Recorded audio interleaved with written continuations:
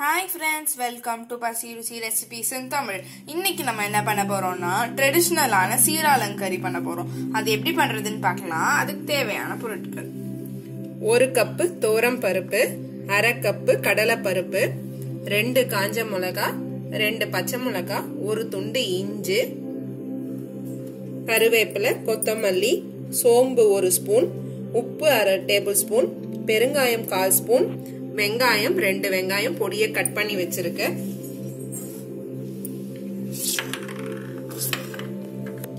இங்க பாருங்க, 1/2 மணி நேரம் முன்னாடி தோரம் பருப்பையும் கடலை பருப்பையும் நல்லா கழுவிட்டு ஊற வச்சிருக்கு. இதை பாருங்க, கொஞ்சமா தண்ணி வச்சு ஊற வைக்கணும். நிறைய தண்ணி போடக்கூடாது. நீங்க தோரம் பருப்புல செய்யறதா இருந்தாலும் செய்யலாம், அப்படி இல்லைன்னா பச்சை பயிர்லயும் செய்யலாம். இப்ப பச்சை பயிரை ரொம்ப யாரும் விரும்ப மாட்டேன்றாங்க அதுல செஞ்சா. ஆக்சுவலி பச்சை பயிர்ல தான் ரொம்ப புரோட்டீன் சத்து நிறைஞ்சிருக்கு. இந்த பச்சை பயிரை நல்லா வறுத்துட்டு, வெறும் கடாயில வறுத்துட்டு 1 மணி நேரம்ல இருந்து 2-3 மணி நேரம் வரைக்கும் நல்லா ஊற வச்சிடணும். ஊற வச்சுட்டு இது எல்லாத்தையும் போட்டு நம்ம இப்ப இதுக்கு என்னெல்லாம் சேர்க்கிறோமோ அது எல்லாத்தையும் சேர்த்து அரைக்கணும். நான் இன்னைக்கு பச்சை பயிருக்கு பதில் தோரம் பருப்பு வச்சு சீராளன் கறி செய்யறேன். ஒரு மிக்ஸி ஜார் எடுத்துக்கலாம். காஞ்ச மிளகாய், பச்சை மிளகாய், இஞ்சி,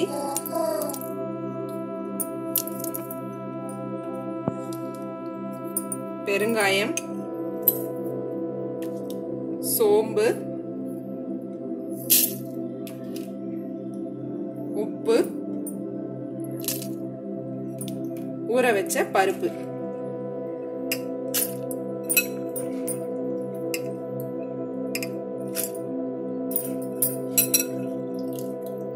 தண்ணியை இருத்துட்டு போட்டுக்குங்க, ரொம்ப தண்ணியோட போட வேண்டாம். அதனாலதான் கம்மியா தண்ணி ஊற வைக்க சொன்னேன் நானு. பாருங்க, நம்ம எல்லாத்தையும் சேர்த்திருக்கோம். இப்ப மிக்சியில கொரப்பா அரைச்சுக்கலாம். இங்க பாருங்க, கொரப்பா அரைச்சிருக்கு. இப்ப இது கூட நம்ம பொடியை கட் பண்ணி வச்ச வெங்காயம்,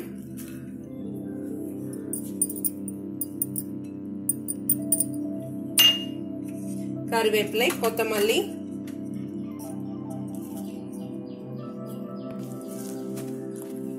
இது எல்லாத்தையும் ஒன்னா சேர்த்து நல்லா பிசைஞ்சுக்கலாம். பாருங்க, இதை நம்ம வேக வைக்க போறோம். இட்லி பிளேட்ல ஒரு துணி போட்டு நீங்க மொத்தமா ஒரே அடியா வச்சாலும் வச்சிடலாம். அப்படி இல்லைன்னா ஒரு துணி போட எனக்கு பிடிக்கல அப்படின்னு நினைச்சீங்கன்னா இந்த மாதிரி இட்லி தட்டுல உள்ள நம்ம இட்லி ஊத்துற இடத்துல எண்ணெய் கொஞ்சம் அப்ளை பண்ணிக்கோங்க.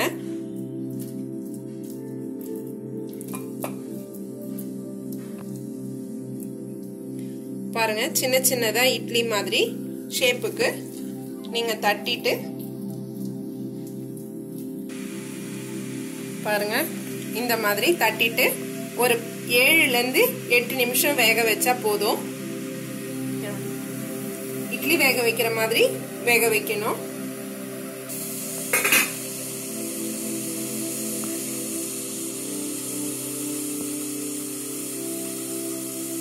பாருங்க, தண்ணி அடியில கொதிக்குது. நம்ம இப்ப இதை வேக வச்சிடலாம். ஆல்ரெடி இடியாப்பத்துக்கு போது சொல்லியிருக்கேன், ஹோல்ஸ் இருக்கிற இடத்துக்கு நேரா இட்லி தான் வரணும். இந்த கீழே இருக்கிற இட்லிக்கு நேரா மேல ஹோல்ஸ் வரணும். இந்த மாதிரி பாத்திரம் வைக்கிறீங்கன்னா பாருங்க, வெந்து வந்துருச்சு.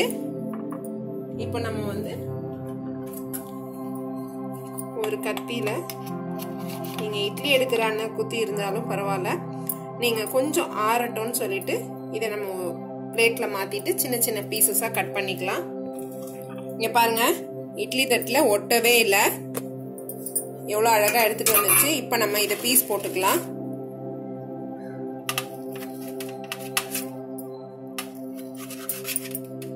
நீங்க இதை ஸ்நாக்ஸ் மாதிரி செஞ்சு கொடுக்கலாம். இப்ப நம்ம இதை வேக வச்சிருக்கிறோம் இல்லையா, இதை கடுகு, சீரகம், காஞ்ச மிளகாய் மட்டும் தாளிச்சுட்டு அப்படியே இதை போட்டு லைட்டா கொஞ்சமா எண்ணெய் விட்டு நீங்க இது மாதிரி பண்ணீங்கன்னா அதுவும் நல்லா இருக்கும் சாப்பிடுறதுக்கு. இங்க பாருங்க, இந்த மாதிரி எல்லா பீசஸையும் கட் பண்ணி வச்சிருக்க. எண்ணெயில ரொம்ப ஃப்ரை பண்ண வேண்டாம் அப்படின்னு நினைக்கிறவங்க நான் முதல்லயே சொன்ன மாதிரி நம்ம வாழைக்காய் பொடி மாஸ் செய்வோம்ல அந்த மாதிரி செஞ்சுக்கலாம். எண்ணெயில பொரிக்காம அப்படியே கடுகு சீரகம் மட்டும் தாளிச்சுட்டு கொஞ்சமா எண்ணெய் விட்டுக்குங்க. அதுக்கு தாளிச்சு நீங்க இதை போட்டு ஒரு மூடி வச்சு 2 நிமிஷத்துல இருந்து 5 நிமிஷம் வரைக்கும் கலர்னீங்கன்னா போதும். அது அப்படியே நல்லா பொரியல் மாதிரி வந்துடும் உங்களுக்கு. இப்ப நம்ம இதை ஷாலோ ஃப்ரை தான் பண்ண போறோம். நல்லா பாருங்க, ஒரு கடாயில ஒரு ஸ்பூன் எண்ணெய் விட்டுருக்கேன். கொஞ்சமா கடுகு,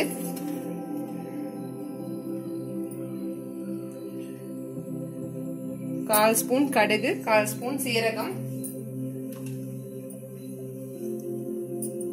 கடுகு பொரியட்டும்.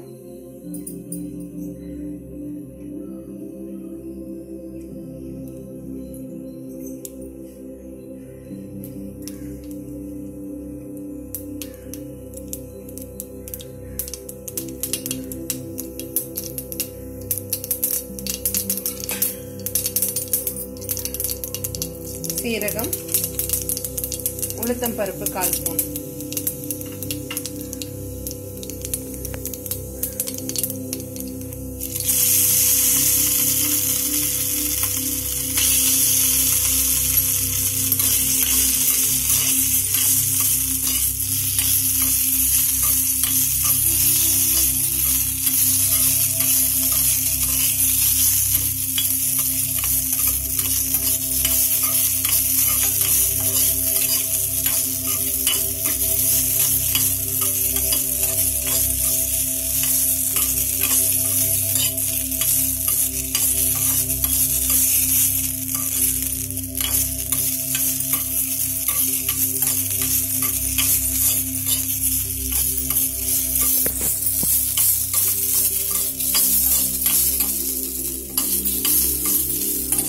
பாருங்க ரெடி ஆயிடுச்சு. அவ்வளவுதான். இது ஒரு 5 நிமிஷத்துலயே நமக்கு ரெடி ஆயிடும் இந்த மாதிரி செய்யும் போது. இப்ப டீப் ஃப்ரை எப்படி பண்றதுன்னு பார்க்கலாம்.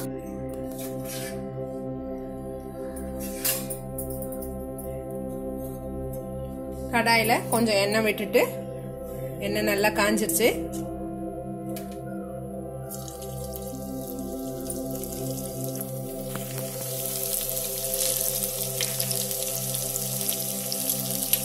பாருங்க, இந்த மாதிரி நீங்க வேக வச்சு எடுத்து வச்சிட்டீங்கன்னா ஒரு நல்ல கண்டெய்னர் பாக்ஸ்ல போட்டு, ஏர்டைட் பாக்ஸ்ல போட்டு ஃப்ரிட்ஜ்ல வச்சிருங்க. நீங்க எப்ப வேணுமோ இந்த மாதிரி வறுத்துக்கலாம். இல்ல அந்த மாதிரி தாளிச்சு பொடி மாஸ் மாதிரி செய்யறதுனால செஞ்சுக்கலாம்.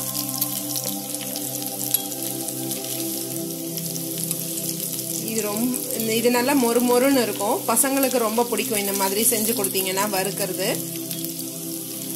Rich protein. இது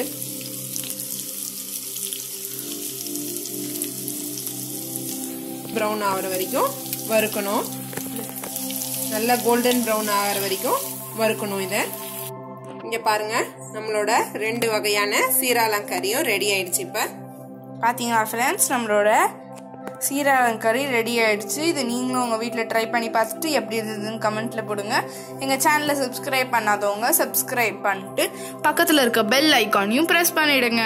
பாய் ஃப்ரெண்ட்ஸ்.